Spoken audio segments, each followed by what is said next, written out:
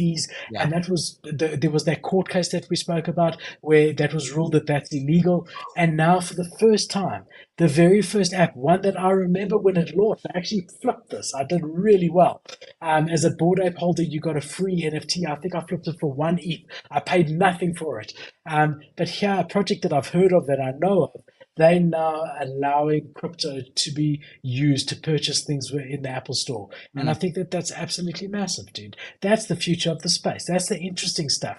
You Yep. know, it's where we can see, okay, we know who Apple is. We know what Apple Pay is. We know what the App Store is. Here is a project which tracks you when you do exercise. What's a great way to have proof of that? The blockchain. So yes, it uses NFT technology, but that's not you know, do you know what I'm saying? Yep. There's actually a use case for the NFT in this. You really do want something that's a ledger of every step you take, that's irrefutable, and that's what blockchain technology is. So I don't know. Does that answer sort of the question we were talking about before this? Yeah, I mean, yeah, for me, I'm mainly more struggling with the content side of it, of like, who am I talking to? Who do I want to be talking to? The decision of, do I go for more virality and more people to watch the content, or do I specify the No, target audience and go smaller? no, stay what you're passionate. Like we said last time, stay what you're passionate about, and the right people will come to Yeah, you, you're right. whatever that is. Yeah, you're right. If your shows of interviewing yourself is where you've got the passion, do that. Yeah. And guys will come to you. Same as what I said. I'm just not feeling passionate about TikTok and shorts. And it's not like I just tried them. Bro, I've been doing them for a year now. Yeah. It's like I can say to myself, look in the mirror and say, look, I've tried this properly. This is not my thing. I'm not enjoying it. Right? So I'm saying, I really do believe it translates through the camera. That when you and I read a story and we're like, oh my God, this is amazing. That's when viewers connect with it. That's when the spaces gets busy. When it's like, oh, we've got a spaces every day. Let's just find a topic to try and speak about for an hour. That's where no one's coming anymore, and that's why it doesn't make sense, you know. So Yeah. that would be my thing to you. And I don't know everything, bro, but my thing to you would be just keep where the passion is, and that's where people will gravitate to Cade because they'll see the passionate Cade versus a guy who's reading a freaking script that he's not interested in, you know. Yeah. Yeah. True. I'm not gonna lie though, dude. I still disagree with you on that. I still think, I know you gave it your all, but I don't think that it's kind of like a carpenter giving their all on on an electrician's job. I'm like, I'm with you.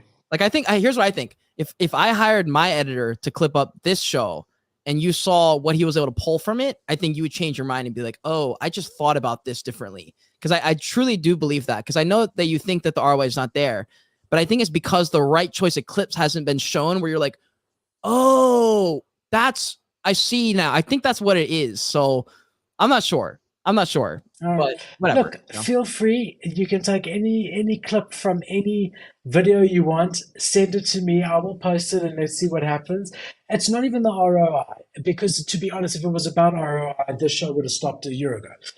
This show, this is YouTube algorithm. Why not making $40-50 a month, right, directly off YouTube?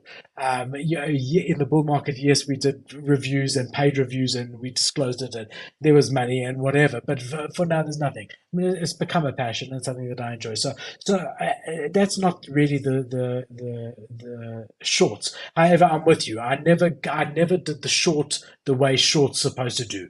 Me looking at the screen with the thing doing it. But no. yeah, I mean podcast clips too. I mean podcast clips too. But to get it in a way where people watch it and it's a super quick bit on like, oh, that's Philip's perspective on this thing. That's what I want. Like the problem with a lot of the shorts that I saw, but they're so out of context and there was no direction or reason at the end to watch it, where I would watch it and not really know what to think. And I think it's because of that. I think if there's a goal, if the editor knows, like, this is the goal of the short, is to get Philip's perspective on this, so more people realize, oh, that's Philip. Oh, that's his. Oh, I like his perspective. Oh, he has a show. I better tune in the show one day. But they wouldn't have any of those thoughts without it, because they're not going to tune into a 2-hour show. And the chance of them turning into a 2-hour show and pulling in at the most something that interesting time, that's almost zero. I'm with you. With you. It's almost like an advert in a way. You say, yeah. I understand. Yeah, I understand. If I was richer, I would get all these podcasts. I would get podcast clips from this show and just do it anyway. But yeah, anyways, whatever. As far as the Stepn thing though, really love the Stepn thing. I remember when they crashed, we were all like, I guess it's over for them. Yeah. But I guess that's where we fail. I guess we forget to count out an idea more than like the specific product that failed, the specific company that failed. You're like, oh, does the idea maybe make sense? Is there a way to mesh with this idea where we can get it to work? Like, that's kind of cool. I think the problem is lack of patience. I think people Yeah. do not in Web3 space, people do not realize that really amazing things take time to build. Yeah. You look at OpenAI, for example, with Elon Musk. He started that company over a decade ago. Okay, and you're talking about a guy with a lot of resources now, and it's taken 10 years before anyone's even talking about it, man. Yeah. Here in Web3, it's like, I bought your NFT, it launched yesterday. Why the hell haven't you created a shopping center with an ice rink on the roof? And what is wrong with all of you? Why? Yeah. Why? And then they're shitting on you all day. You're so busy trying to put out fires with your community and keep them okay that you can't even focus on the medium to long term plans that Yeah. are actually decent. I mean, that's the problem, right? I mean, so I think people are realizing these things take time, and that's why it's nice to Well, see a year or two into it. These yes. projects are Pudgy Penguins now has Right. the real toys in store. That's so cool. Stepn is in Apple's. So now I think is when it actually gets interesting because the couple of maybe the dozen projects out of the 1,000 at the time that actually have been executing, we're now starting to slowly see the fruits of their last 2 years of Yes. labor, and that's what's really nice to And see. you create a micro industry. So for content creators, listen up right now. Here's one of my plans for the year. I'm choosing 2 or 3 companies that I think are lit, and I'm going to start making content for them as if I already work for them.